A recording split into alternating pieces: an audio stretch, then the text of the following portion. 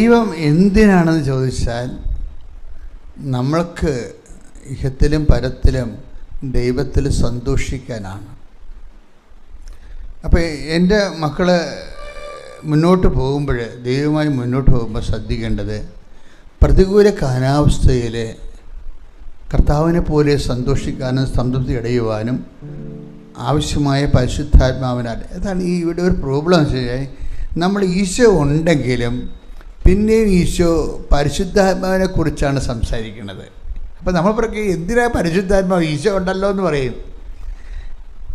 ഇല്ലേ, എന്തിനാ പരിശുദ്ധാത്മാവ്? ഈശോ ഉണ്ട്, നമ്മുടെ കാര്യങ്ങളെല്ലാം തിരക്കാനും നോക്കാനും അന്വേഷിക്കാനും ഈശോ ഉണ്ടല്ലോ, പിന്നെ എന്തിനാ പരിശുദ്ധാത്മാവ്? പരിശുദ്ധാത്മാവിൻ്റെ ഒരു ഉദ്ദേശം എന്ന് പറയുന്നത്, നിങ്ങൾക്ക് പരിശുദ്ധാത്മാവിൻ്റെ ഫലങ്ങൾ അറിയാമല്ലോ. സ്നേഹം, ആദിമസഭ എന്ത് രസകരമായിട്ടാണ് മനസ്സിലാക്കിയത്. കർത്താവ് എന്താ പറഞ്ഞത്?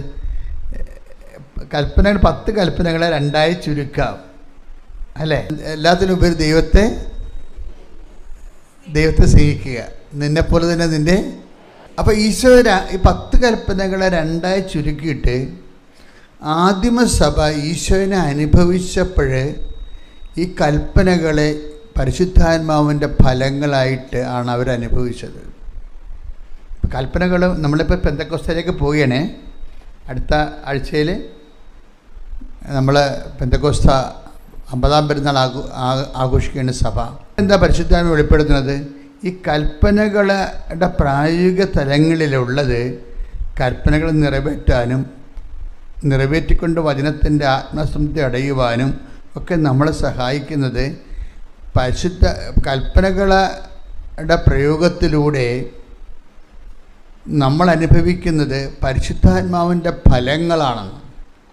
10 കൽപ്പന ദൈവം സീനായ മലമുകളിൽ വെച്ച് നൽകുമ്പോൾ ഈശോയിലൂടെ നൽകപ്പെടാൻ പോകുന്ന പരിശുദ്ധാത്മാവിൻ്റെ ഈ കൽപ്പനകൾ പാലിക്കുമ്പോൾ ഒരു വ്യക്തിക്ക് നമ്മൾ ഇന്ത്യൻ പീനൽ കോഡിൻ്റെ ഒരു നിയമം അനുസരിക്കുമ്പോൾ ഉണ്ടാകുന്ന വിഷയമല്ല ഇത്.